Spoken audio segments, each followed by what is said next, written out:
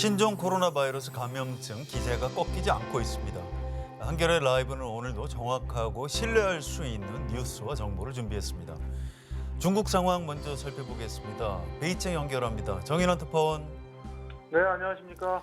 네, 중국에서 춘절 연휴가 끝났죠. 2003년 사르 때처럼 귀경길의 2차 확산 계기가 되는 것 아니냐 이런 걱정이 있습니다. 지금 중국의 확진자 그리고 사망자 추세는 어떤가요? 네, 일단 춘절 연휴가 공식적으로 끝나긴 했습니다만 감염증 잠복기를 우려해서 상당수 지방정부가 사실상 다음 주까지 연휴를 더 연장했습니다. 또 연휴가 공식적으로 종료된 지역에서도 대부분 이제 감염 확산 막기 위해서 최대한 대면 접촉을 줄여라. 재택근무해라, 필수 인력 제외하고 이런 권장을 하고 있고요. 그래서 베이징도 여전히 한산한 분위기입니다. 거리에 사람도 차량도 많지 않습니다. 확산세는 아직 꺾기까지는 갈 길이 멀어 보이는데요. 어제만 해도 확진자가 3,000명 넘게 늘었고요. 누적 확진자도 2만 명대를 돌파했습니다. 어제 하루에만 64명이 숨지면서 사망자도 425명까지 늘었고요. 요 며칠 새 확진자, 사망자 모두 하루 최대 증가 기록을 계속 갈아치우고 있습니다. 예, 뉴스를 보니까 우한 지역에 병원을 새로 지었던데요. 이렇게 네. 하면 그 감염증 퇴치에 큰 도움이 되나요? 지금 잘 가동되고 있습니까? 일단 전담병원, 화선산 전담병원이라는 곳이 애초 어제부터 가동에 들어간다고 했는데 어제는 가동 준비를 한 것 같고요. 실질적인 가동 준비. 오늘 오전에 첫 환자가 다른 병원에서 이 전담병원 격리병동으로 옮겨졌습니다. 이제 오늘부터 본격적으로 가동에 들어간 것 같고요. 이 병원이 1,000병상 규모인데요. 6일에도 1,600병상 규모의 전담병원이 또 하나 오늘 열 예정입니다. 두 병원을 합하면 2,600병상 규모의 격리치료실이 새로 마련되는 거고, 그러면 이제 기존에 포화 상태였던 다른 우한 의료기관들의 부담이 대폭 줄어들 것 같고요. 두 병원에 중국 당국이 군 의료진을 대거 투입하기로 했습니다. 방역 당국이 그간 강조해온 게 조기 진단, 조기 격리 이걸 통한 감염증 차단인데 실질적으로 이제 조금 효과를 볼 수 있지 않을까 하는 그런 기대들이 있고요. 사스 파동 당시에 정말 영웅으로 불렸던 호흡기 질환 전문가죠. 중난산 박사도 두 병원 가동하고 하면서 다음 주 중에는 어느 정도 가시적인 변화가 생기지 않겠냐 이런 기대감을 좀 나타내고 있습니다. 예, 우한 이외 황강에서도 상당히 좀 상황이 심각한 걸로 알려져 있고요. 중국 정부에서 외출 금지령을 내린 걸로 알고 있습니다. 중국 정부에서 추가로 또 어떤 조치들을 취하고 있습니까? 네, 황강 같은 경우도 인구가 한 750만 정도 되고요. 우한하고 바로 동쪽으로 붙어 있는 곳입니다. 여기도 지금 확진자가 1,000명이 넘어서 가지고요. 제2의 우한이 되는 것 아니냐 이런 우려들이 나왔죠, 지난주부터. 의료적 목적이나 긴급 상황이 아니고는 허가증 없이 외출하지 못하도록 강력한 외출 금지령을 이미 내렸고요.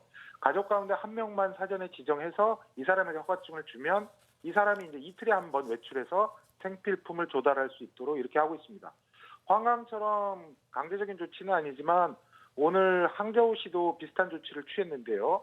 공공장소도 꼭 필요한 경우를 제외하고는 폐쇄를 하고 그다음에 황강처럼 가족 가운데 한 명을 사전에 지정해서 이틀에 한 번 생필품 조달하고 나머지는 가급적 외출을 자제하라 이런 내용이 뼈대인데 지금 가장 우려하는 게 대도시가 감염증 확산의 새로운 근거지가 되는 거거든요. 아까 말씀하신 것처럼 이제 사람들이 모두 복귀하면 대도시를 중심으로 새로운 확산이 이루어지는 것 아니냐 이런 걱정이 제일 많은데 항저우가 저장성 성도고 인구가 1,000만 명 수준입니다. 그러니까 앞으로 감염증 확산세에 따라서 다른 대도시에서도 비슷한 조치를 취할 가능성이 있어 보입니다. 네, 중국 정부가 사망자 수를 축소했다 이런 의혹이 홍콩 언론을 통해서 제기되고 있는데요. 자, 이 문제는 어떻게 봐야 합니까? 이게 지금 워낙 상황이 급박하게 전개가 되고 있다 보니까 여기저기서 이제 여러 가지 의혹들이 좀 나오죠. 미국 쪽에서도 그런 의혹들이 여러 번, 그러니까 확진자 규모, 그다음에 이미 감염된 사람들의 규모 이런 것들이 계속 지금 낮게 평가되고 있다 이런 얘기들이 나오는데요. 중국 국가위생건강위원회, 그러니까 중앙정부 차원에서 신종 코로나 관련 통계를 발표하기 시작한 게 지난 1월 20일부터입니다. 그러니까 그 전에는 이제 우한시 차원에서 발표를 했고요. 비교적 구체적인 정보를 공개하고 있는데 현지 상황이 워낙 다급하다 보니까 이런저런 말이 나오는데 그 중에 하나가 이제 사망자 수 축소 의혹인데요. 이를테면 어떤 사람이 우한의 한 병원에 갔더니 한꺼번에 주검이 여러 구가 실려 나오고 그래서 병원 안에 들어가 봤더니 주검 같은데 환자가 누운 채 방치돼 있고 병원 스태프한테 물어보니까 주검이 더 있다 이렇게 얘기를 했다는 거죠. 그걸 토대로 해서 추정하기를 이 병원에서만 이 정도라면 다른 데 얼마나 많은 사망자가 있겠냐. 뭐 이런 추정을 더한 얘기들이 이제 계속 돌고 있는 겁니다. 근데 뭐 오늘만 해도 어제만 해도 후베이성에서만 64명이 한꺼번에 숨졌거든요. 그러니까 이렇게 많은 사망자가 한꺼번에 나오다 보니까 주검 처리 문제도 보통이 아니고 또 사망자 발생 지역에서 가장 가까운 장소에서 화장을 해야 되는데 이 또한 물리적으로 어려운 상황이고 그런 것 같습니다. 네, 일종의 좀 괴담이라고 받아들이면 될 것 같고요. 자, 우리나라에서는 중국 후베이성 출신 그리고 후베이성 방문한 외국인들 입국 제한 조치를 취하고 있습니다. 중국 쪽 반응은 어떤가요? 오늘 서울에서 싱하이밍 신임 중국 대사가 브리핑을 한 걸로 알고 있는데요. 신 대사 발언이 아마 중국 정부의 공식 입장일 겁니다. 항상 말을 맞춰서 똑같은 말을 하거든요. 신 대사 말이 많이 평가하지 않겠다. 또 세계적이고 과학적인 것은 세계보건기구가 근거고 따라서 이에 따르면 되지 않겠나 싶다라고 했습니다. 세계보건기구가 신종 코로나 바이러스 감염증을 세계적 차원의 공중보건 비상사태로 규정하면서도 교역이나 이동 제한을 권고하지는 않았거든요. 그러니까 우회적으로 좀 불편함을 표시를 한 걸로 보이는데요. 미국이 가장 강력한 국경 통제 방안을 내놓고 있죠. 이를테면 미국 입국 전 14일간 중국을 방문한 외국인은 아예 입국을 불허하기로 했으니까요. 어제 중국 외교부가 춘절 연휴 끝나고 첫 정례 브리핑을 했는데요. 통상 외교부 별관 2층 브리핑장에서 하는데 당분간 온라인으로 브리핑하기로 하고 채팅방을 열었습니다. 거기서 미국 쪽 이 대응에 대한 반응을 물으니까 화춘잉 외교부 대변인이 미국 질병통제예방센터 CDC 자료를 이용해서 이렇게 얘기했습니다. 2019-2020년 올 시즌 독감 시즌에 미국에서 한 1,900만 명이 감염됐고 이 가운데 한 10,000명 이상이 목숨을 잃었다. 이 신종 코로나 감염증과는 견줄 바가 아니다. 이렇게 얘기를 한 거죠. 중국으로서는 각국의 국경 통제나 중국인 입국 제한 조치가 당연히 불편할 겁니다. 근데 또 각국 정부 입장에서는 국내적인 여론도 있고 당연히 또 예방 조치를 취할 수밖에 없는 것이죠. 네, 알겠습니다. 정인환 특파원 수고하셨습니다. 네, 감사합니다. 이번에는 국내 상황 살펴보겠습니다. 신종 코로나 바이러스 감염증 취재 중인 박수지 기자 연결합니다. 박수지 기자. 네, 박수지입니다. 예, 우리나라에서 확진자가 한 명 늘어서요. 16번째 환자가 나왔습니다. 어떤 사람인가요? 네, 오늘 오전 확진된 환자라 감염 경로가 안타깝게도 아직 오리무중인 상황입니다. 이 환자는 타이, 그러니까 태국을 여행하고 지난달 19일 귀국한 42살 한국인 여성인데요.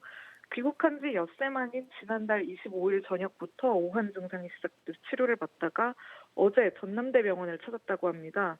병원에서 신종 코로나 감염 배제를 위해 격리했고 오늘 오전 양성 판정을 받았습니다. 문제는 이 환자가 타이 여행 도중에 감염된 건지 또는 국내에 들어와서 감염된 건지조차 아직 확인된 바가 없습니다. 중앙방역대책본부에서도 추가 역학조사를 진행한 뒤에 내일 브리핑에서 상세 내용을 공개한다고 했습니다. 조금 기다려보셔야 할 것 같습니다. 네, 자 반가운 소식도 들리던데요. 두 번째 환자 퇴원이 결정됐다는 뉴스가 있었습니다. 다른 환자들 상태는 지금 어떤가요? 네, 중국 우한에서 근무하다 들어와 확진된 55살 한국인 남성인 두 번째 환자가 완치돼 이번 주 안에 퇴원할 수 있을 것 같습니다. 이 환자는 실시간 유전자 증폭 검사에서 음성 판정을 받았는데요. 24시간 간격으로 두 번 시행한 이 검사가 모두 음성으로 확인되면 의료진 판단하에 퇴원할 수가 있습니다. 이 환자가 입원 중인 국립중앙의료원에선 의학적으로는 완치됐다라며 마저 꼼꼼히 체크한 뒤에 퇴원시킬 계획이라고 했습니다. 또 오늘 브리핑에서 정은경 중앙방역대책본부장은 퇴원을 검토할 환자가 몇 명 더 있다고 했고요. 오늘 오전에 확진된 16번 환자 16번째 환자 이외에 다른 환자들도 대부분 안정적인 상태를 유지하고 있는 것으로 알려졌습니다. 네, 그렇군요. 자, 우리 정부에서 후베이성 출신 또 후베이성을 방문한 외국인들에 대해서 입국 제한 조처를 시작했는데요. 혼란은 없었습니까? 네, 오늘 0시부터 입국 제한이 시작됐습니다. 아직 큰 혼란은 없었습니다. 말씀하신 대로 오늘부터 후베이성 출신과 후베이성 방문 외국인의 입국 제한이고 또 중국 전용 입국장이 별도로 마련됐습니다. 중국에서 입국하는 모든 내외국인에 대해 주소와 연락처를 확인하는 그런 특별 입국 절차가 시행됐는데요. 연락처 확인을 못하는 이유 등으로 입국 거부된 사례는 없었습니다. 오늘 오전 정부 발표에 따르면 입국자 본인 연락처가 확보되지 않아 한 명을 입국시키지 않고 보호하고 있다가 국내 통신사 유심칩을 전달해 연락처 수신을 확인하고 입국시킨 사례는 있었다고 하네요. 그렇군요. 자, 입국 제한 조치를 후베이성 이외 지역으로 확대해야 한다 이런 주장도 있는데요. 우리 정부에서 그럴 가능성이 있나요? 예, 그렇습니다. 현재 후베이성 확진자가 가장 많지만 이미 중국 전역에 환자가 분포돼 있기 때문에 정부는 발생 상황을 보고 입국 제한 조치를 확대한다는 카드를 남겨두고 있습니다. 중국 내 발생 상황이 중요할 것 같습니다. 그렇군요. 자, 우리 접촉자 관리 방법이 조금 바뀌었다는 뉴스가 있습니다. 밀접, 또 일반 접촉자를 구분하지 않는다는 건데요. 이게 무슨 차이가 있는 건가요? 네, 이게 좀 까다로운 이야기였는데요. 기존엔 역학조사관이 확진 환자와 가까이 또 오래 있었거나 밀폐된 공간 안에 함께 있던 접촉자를 밀접 접촉자로 또 그렇지 않고 좀 더 넓은 범위의 접촉자는 일반 접촉자로 분류해봤습니다. 밀접 접촉자의 위험성이 더 큰 만큼 이들은 2주간 자가격리를 하고 일상 접촉자는 능동감시, 즉 보건소에서 매일 연락해 모니터링을 하는 정도로 관리를 했습니다. 그런데 이런 지침이 시도별 보건소마다 좀 어려워하기도 하고 이 두 사이의 경계가 명확하지 않다는 혼란도 있어서 구분하지 않고 합치기로 했습니다. 이제 모든 접촉자는 2주간 자가격리를 해야 합니다. 그렇군요. 자, 신종 코로나 검사 범위가 좀 확대됐는데요. 최근에 중국에 다녀온 적이 없어도 또 증상이 나타나지 않아도 원하기만 하면 다 검사를 받을 수 있는 건가요? 검사 범위가 확대되는 건 사실이지만 저처럼 중국도 다녀오지 않고 증상이 없어도 막연히 검사받고 싶다는 이유만으로 받을 수는 없습니다. 지금까지 검사 대상은 크게 세 가지 종류였습니다. 14일 이내 중국 후베이성에서 입국한 사람들 중에 발열 또는 호흡기 증상이 있는 경우 또는 14일 안에 중국 전 지역에서 입국한 환자 중에 폐렴 증상을 보이는 경우 또는 확진 환자 또는 의심 환자와 접촉자 중에서 증상이 있는 경우 이 세 가지였는데요. 7일부터는 폐렴 진단이 없고 증상만 나타나더라도 검사를 받게 됩니다. 또 중국이 아닌 다른 지역 입국자도 14일 안에 발열이나 기침 등 증상을 보이면 진단 검사를 실시할 예정입니다. 여기에 국내에 있었더라도 확진자나 감염이 의심되는 사람들과 접촉력이 있으면서 증상이 나타나는 사람도 앞으로는 검사 대상에 포함됩니다. 조금 복잡했는데요. 정리하자면 우선 기침 등의 그런 호흡기 증상이 있어야 하고 중국에 갔다 오지 않았다면 확진자나 의심 환자와의 접촉력이라도 있어야 한다는 겁니다. 또 이런 경우 해당되더라도 선별진료소 의사가 검사가 필요하다고 판단할 때만 검사가 가능합니다. 다른 요건에 맞다고 해서 무작정 개인 병원에 가서 검사를 해달라고 할 수는 없습니다. 그렇군요. 잘 알겠습니다. 박수지 기자 수고하셨습니다. 네, 감사합니다. 예, 이제부터는 신종 코로나 바이러스 관련해서 우리 정부의 여러 가지 대응 방안 전문가와 함께 하나씩 점검해 보도록 하겠습니다. 우석균 대표님 어서 오십시오. 네, 안녕하십니까. 네, 바쁘실 텐데 시간 내주셔서 감사합니다. 예, 감사합니다. 오늘 16번째 환자가 추가됐는데요. 특이하게 중국이 아니라 태국에 다녀왔고요. 지난달 19일에 귀국했죠. 그리고 증상이 25일 나타난 이후에 한 열흘 정도 격리되지 않은 상태로 지냈다 이런 뉴스가 있었습니다. 방역 체계 괜찮은 건가요? 최근에 일본에 다녀온 환자 중에 확진 환자가 생겼고요. 그렇죠. 이번에는 또 태국에 다녀온 환자 중에 확진 환자가 생겼는데 이러한 경우 그러니까 중국에서 결국은 그 환자는 우한에서 온 여행객들과 그 접촉을 한 것으로 파악이 됐고 태국에 가신 분은 왜 그런지 잘 모르겠는데 말하자면 세계화되어 있다라는 것을 실감하는 그런 순간이고요.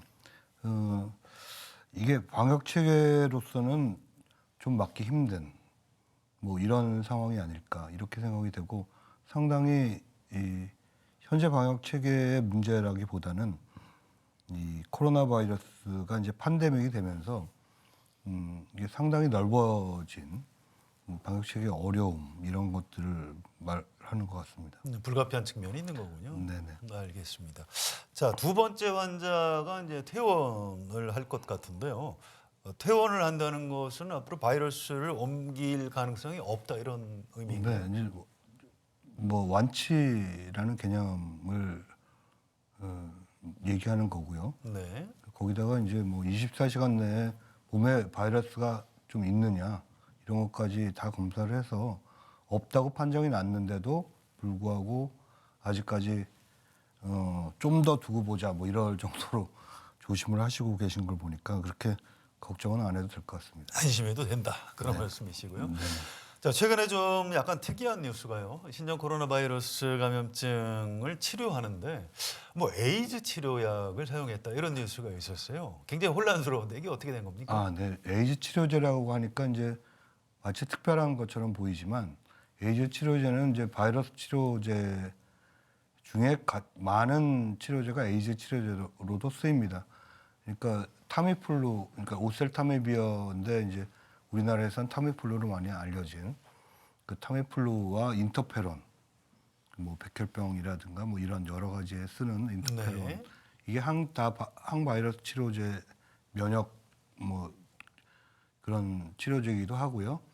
그 외에 이제 로피나비르나 리토나비르 뭐 이런 바이러스제가 에이즈에도 쓰는 항바이러스제이기 때문에 그것도 쓰는 것이지 뭐 에이즈 치료제라고 해서 특별한 것은 아닙니다. 항바이러스제 중에 하나죠.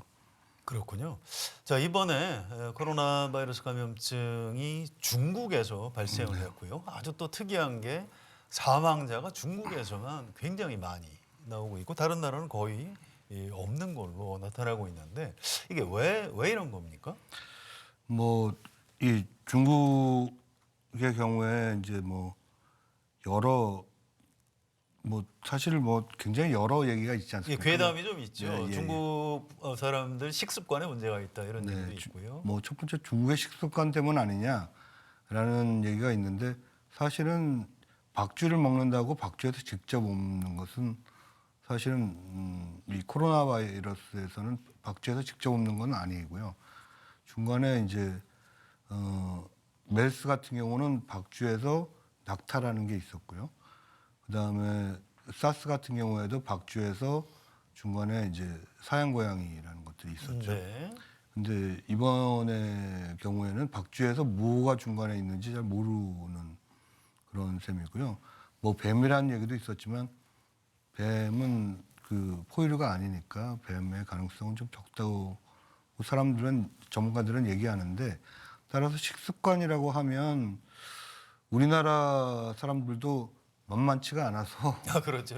네. 그렇게 따지면 우리나라에서 뱀이라든가 뭐 웅담이라든가 뭐 별걸 다 먹죠. 사슴피 뭐 이런 것까지 친다면 중국 사람 얘기할 때는 아닌 것 같고요. 그 외에 뭐 바이러스 뭐 저 우한 바이러스 연구소에서 뭐 이렇게 되었다 이런 것도 있는데 네. 그것도 이제 사실은 이제 처음에 영국의 데일리 메일에서 처음 보도한 겁니다. 데일리 메일은 잘 아시겠지만 영국의 이 옐로우 저널 그렇죠. 예. 신뢰도가 굉장히 낮은 네, 언론이죠. 네. 그리고 나서 그 다음에는 중국의 워싱턴 타임즈에서 또 보도를 했습니다. 공화당의 입장을 대변하는 상당히 좀 편견이 많은 그런 데고요. 그래서 그 두 군데에서 하는 것들을 한국의 언론들이 많이 인용 보도했는데 사실은 좀 이름 있는 언론들이 좀 인용을 해서 그런 것까지 인용을 하는 건 좀 곤란하다.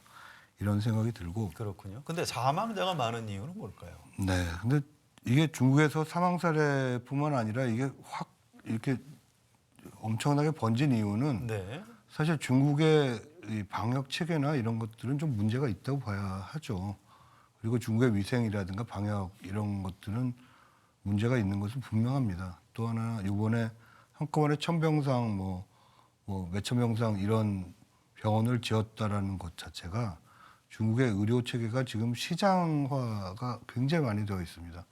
중국이 사회주의를 표방하지만 저희 나라 영리병원 허용 안 하지만 중국은 영리병원 다 허용했거든요. 네. 그다음에 이 건강보험도 제대로 안 돼 있고 그런 측면에서 중국의 사회보장이라든가 의료 시스템이라든가 또 빈부격차라든가 또 이게 그 농민공 문제가 2억 명이 도시에 와 있는데 사실은 그 사람들은 전혀 파악이 안 되는 이런 여러 가지 중국 사회 시스템 문제, 특히 의료 시스템, 방역 시스템, 빈부격차, 위생 문제 이런 것들이 다 이렇게 중국 사회의 민낯이 사실 좀 보인 케이스라고 생각을 합니다. 알겠습니다. 자, 지금 우리 정부에서는 후베이성 출신이나 후베이성 거쳐온 외국인들 입국 제한 시작했는데요. 자, 이 대상 지역을 좀 확대해야 한다 이런 주장이 있습니다. 타당성이 있다고 보십니까? 이게 상당히 논란이 있습니다. 전문가들에게도 제가 이제 많이 이제 여러 분들의 얘기를 듣는데요. 저희 단체 회원들 분들 중에서도 직접 관여하신 분들이 많기 때문에 얘기를 듣는데 이거 좀 너무 현재 조치도 약간 지나치다라고 하고 계시는 분들도 있고요. 네. 조금 더 늘려야 되지 않느냐. 그 뭐 다른 지역의 상황을 봐서 더 늘려야 되지 않느냐 이런 얘기도 있는데요.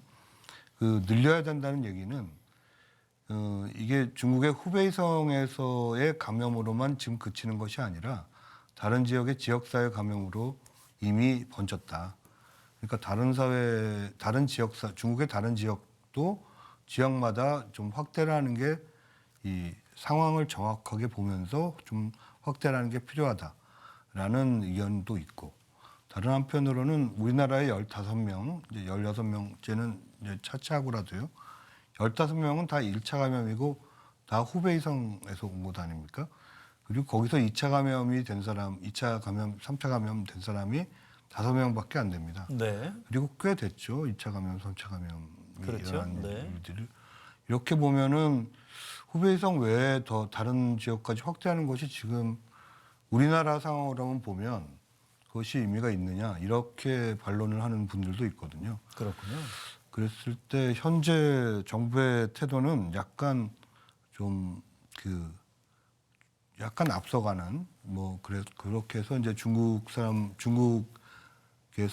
들어오는 외국인들, 중국 경유자들 이런 분들까지 다 이제 관리를 하겠다라고 하는 것이니까 조금 더 앞서 나가는 그런 조치라고 볼 수 있고 네. 그렇다고 이제 앞으로도 이것이 끝이냐 이런 것이 아니라 중국의 지역사회 상황 이런 것들을 잘 보고 그때 더 확대를 하거나 이런 것들을 상황에 따라서 다시 판단해야 할 것 같습니다. 근데 지금 대표님이 보시기에는 오히려 약간 지나치다 싶을 정도로 세게 하고 있다 이렇게 보시는.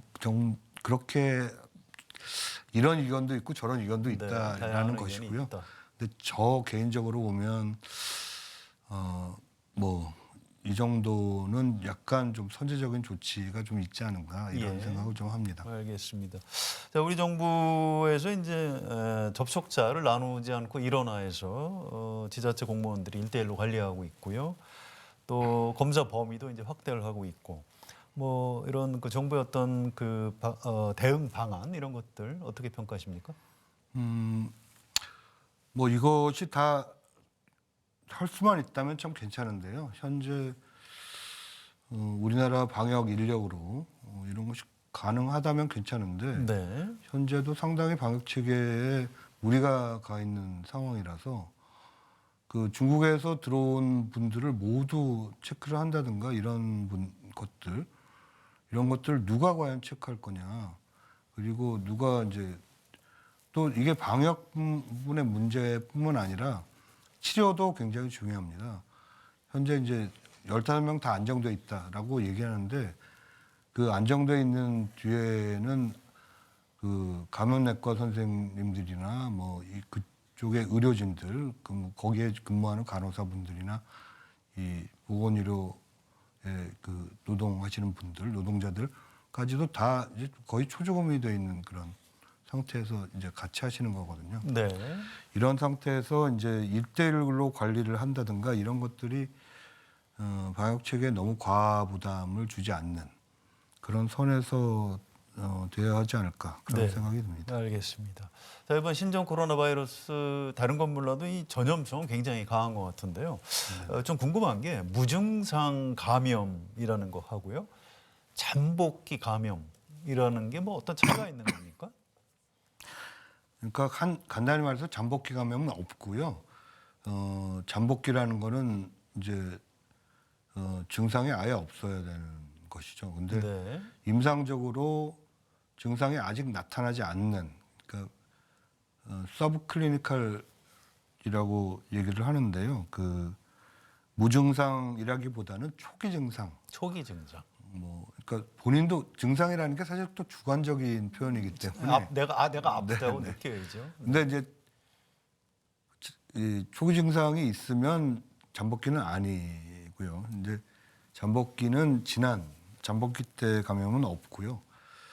없다고 봐야 되고 그다음에 네. 초기 증상 감염은 이제 몇 케이스가 있는데 그 이 하루 정도는 이제 이 하루 정도 전에 WHO에서 권고하기를 하루 정도 전에부터는 밀접 접촉자로 분류를 해서 관리를 해야 된다라고 보는 거니까 하루 정도 전에는 좀 있을 수 있다 이렇게 바라보는 것 같습니다. 네, 용어도 좀 우리가 수정을 해야 되겠군요. 초기 증상 감염 이런 식으로. 이제 무증상 감염이라고 해도 사실 증상이 본인은 못 느끼는데 네.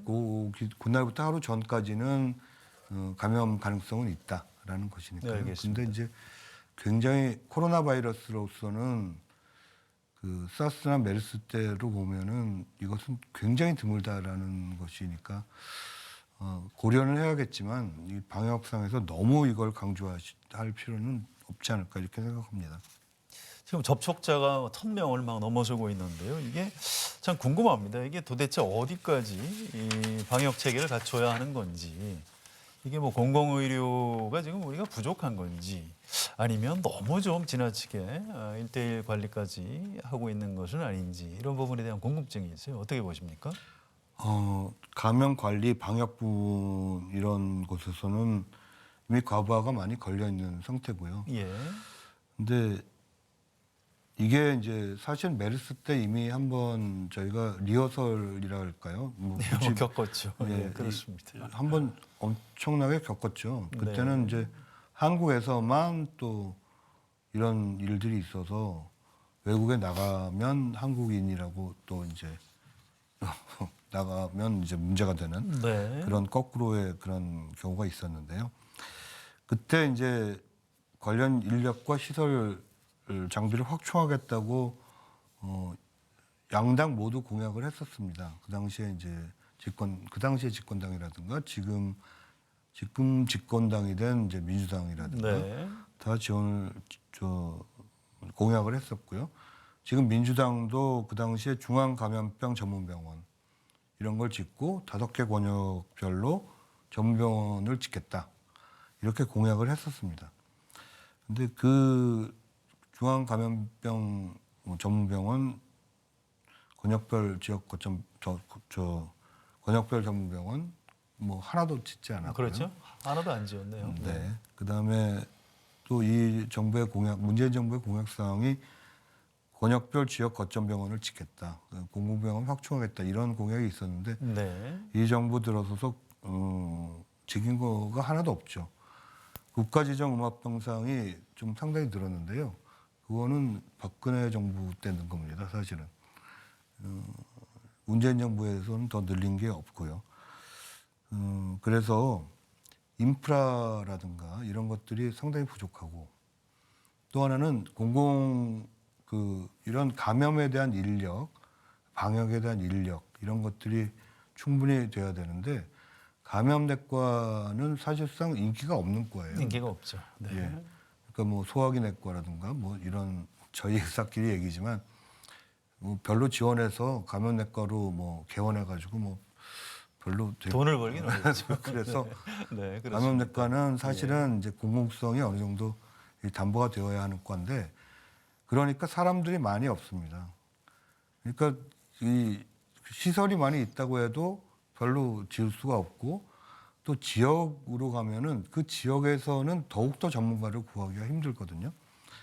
근데 그렇게 될 경우에 결국 의사 인력 이런 것들이 이제 문제가 됩니다.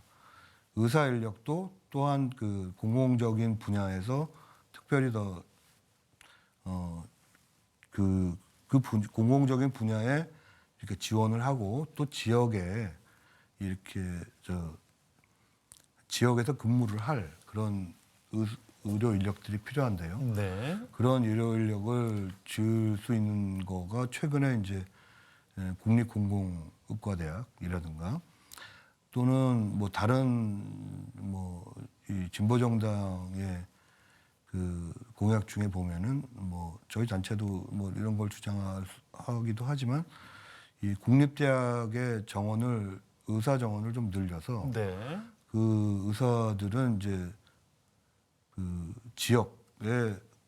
지역의 공공의료 시설에 근무하는 거를 한 10년이나 뭐 15년 정도 그런 걸 담보로 해서 사실은 뭐 무상으로 이제 교육을 좀 하는 뭐 이런 걸 국립의과대학의 30% 정도로 하면 어떻겠느냐 이런 게 이제 실제로 좀 정책화가 좀 되어 있거든요. 많이 부족한 편이군요. 예, 우리나라. 우리나라 같은 경우 지금 뭐 의사협회는 뭐 다른 얘기는 뭐 꽤 하는 것 같은데 지금 의료 인력 이런 문제나 공공의료 시설 이런 문제는 이야기를 하지 않고 있는데요. 네.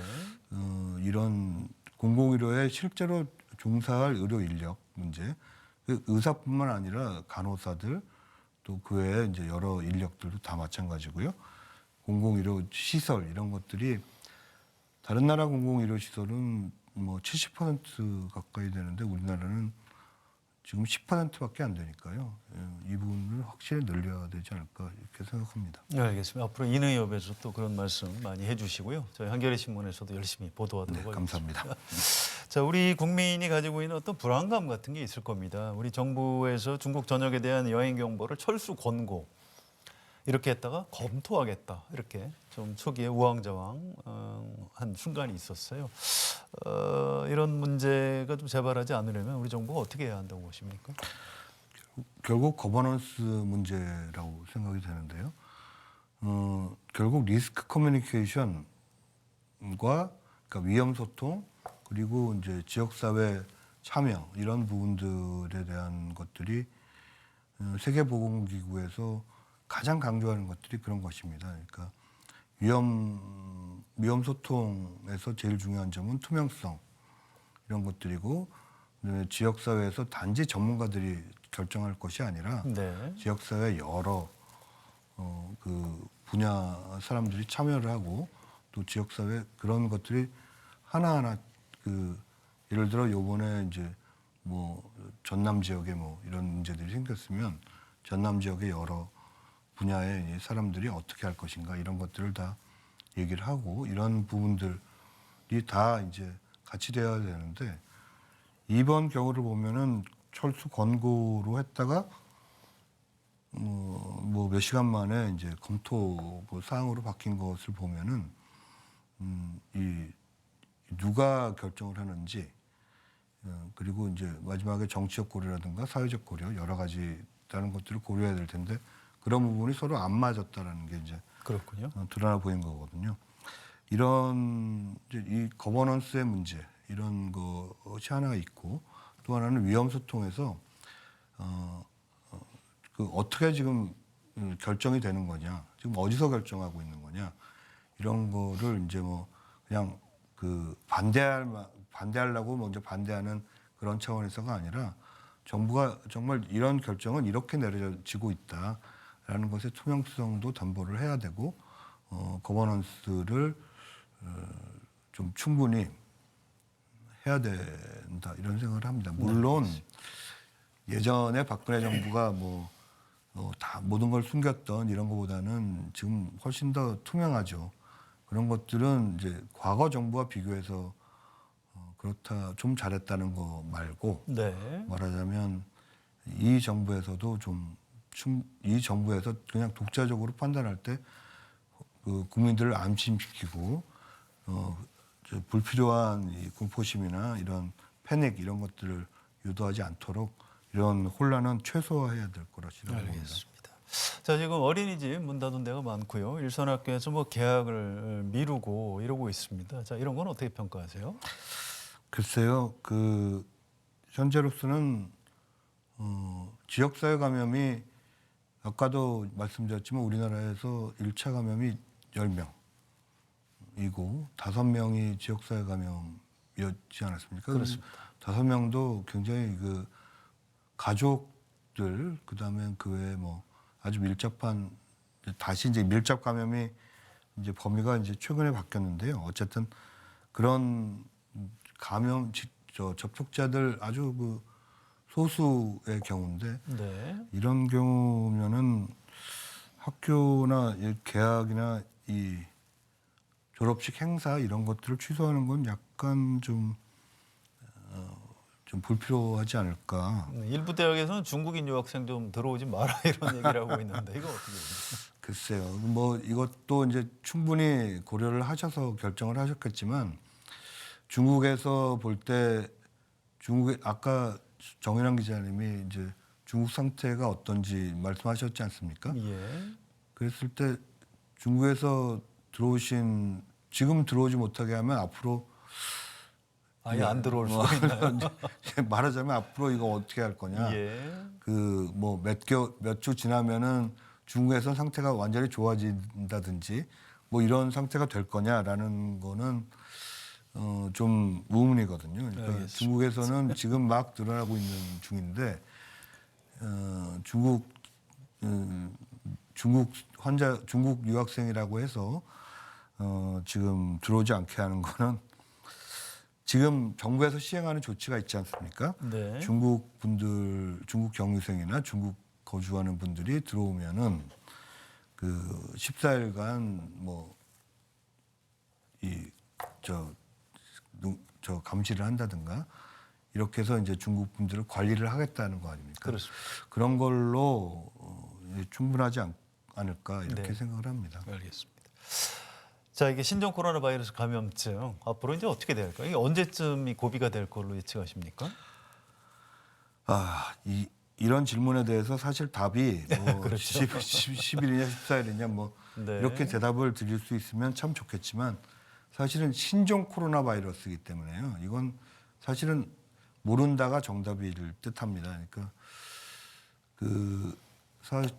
중국의 사스 때 이런 그분이 또 4월달 중국에서는 4월달까지 돼야 좀 알겠다 이런 얘기를 하셨다가 최근에 또 몇 주 이런 얘기를 하셨는데 네. 그것도 다 이제 사실은 좀 희망의 메시지가 좀 섞여 있는 얘기고요. 아직까지는 좀 더 상황을 봐야 되는 것이고 특히 우리나라 같은 경우 중국에서 가장 가까운 나라이기도 하고 그렇죠. 거기다가 중국과의 여러 상황들을 고려를 많이 해야 되는 상황이라서 중국의 상황을 잘 보면서 방역 체계를 좀 더 강화한다거나 지역별로 더 우한만 막았었는데 이것이 중국에서 더 확대되면 우리나라도 더 막아야 되는 건 당연하고요. 그렇죠. 이런 상황들을 좀 보면서 이거 다 이렇게 대응을 해야 되기 때문에 지금까지 얘기한 여러 가지들 이런 중국인에 대한 어떤 인종적인 편견이라든가 이런 걸 배제하고 충분한 과학적 근거 위에서 국민들의 공포라는 것들도 존중을 하면서 그렇지만 설득을 하려고 하는 그런 위험 소통의 원칙 위에서 이렇게 하나하나 해결을 해나가는 것들이 지금 필요한 것 같습니다. 그렇군요. 자, 마지막 질문인데요. 신종 코로나 바이러스 감염증 때문에 아무튼 굉장히 불안해합니다. 모든 사람이. 자, 어떤 자세, 어떤 태도로 우리가 이 고비를 넘겨야 할까요? 조언을 좀 부탁드립니다. 글쎄요,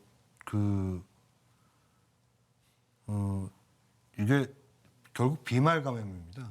이제 이게 인플루엔자처럼 공기 감염이 아니라는 거죠. 공기 감염은 이렇게 한참 떨어져 있어도 감염이 되는 건데 비말 감염이라는 것은 최소 1m 아니면 멀어도 한 2m 정도 바깥이면은 잘 안 걸린다라는 것입니다. 그렇기 때문에 이 마스크를 쓴다든가 이렇게 하는 것이 본인이 다른 사람에게 안 걸리는 것도 있지만 내가 혹시 뭐 신종 코로나 바이러스 때 뭐가 있다 하더라도 다른 사람에게 가지 않도록 할 수 있는 그런 이제 예의도 되고요. 거꾸로. 네. 그다음에 손 씻기가 굉장히 중요합니다. DIY 요즘 뭐 많이 하지 않습니까? DIY 마스크라고까지 얘기하는데요. 네. 손 씻기라는 것이 결국 손을 통해서 손에서 입으로 가고 손에서 눈으로 가고 이렇게 또 결국 문고리에서 뭐가 나왔다고 하는데 지금 비말 감염 때 문고리에서 자주 등장을 하거든요. 근데 네. 오래 못 가긴 하죠. 근데 그걸 만졌다 하더라도 외출하고 나서 뭘 손을 만졌다 씻으면. 하더라도 네. 손을 깨끗이 씻으면 최근에 한겨레 신문에 보니까 이제 손 씻는 법에 대해서 아주 자세하게 잘 소개를 한 기사가 있던데요. 그 기사대로 이렇게 5단계로 이렇게 손을 씻는 이런 게 있습니다. 그러니까 30초 이상 흐르는 물에 씻는 네. 그런 방법도 참고를 하셔서 손 씻기가 굉장히 중요하고 그런 것이 중요하다고 생각을 합니다. 그 이후에 그 다음에는 이제 너무 공포스럽게 이거 대응을 하거나 공포에 기반해서 대응을 하거나 또 이 성숙하지 못한 그런 대응 요번에도 맘카페에서 그게 개인적인 이런 문헌 같은 것 16번째 환자 문헌이 다 이제 퍼졌던데요. 네. 그런 것들은 이제 좀 사생활 정보까지 많이 포함되어 있기 때문에 개인정보는 좀 이렇게 보호를 해주셔야 되기 때문에 그런 것들에 대한 좀 더 성숙한 대응은 좀 더 필요할 것 같고 너무 불안해할 필요는 없지만 명확하게 과학적 근거 위에서 따르면 본인의 이제 개인 위생, 마스크나 손 씻기 이런 것들을 충분히 하는 것이 지금의 중요하다고 생각합니다. 지금 중요한 일이라고 생각합니다. 알겠습니다. 자, 오석균 대표님 한겨레 스튜디오까지 나와주셔서 자세히 설명해 주셔서 고맙습니다. 감사합니다. 수고하셨습니다. 네. 한겨레 라이브 오늘 준비한 소식은 여기까지입니다. 저는 목요일 저녁 6시에 다시 오겠습니다. 여러분 고맙습니다.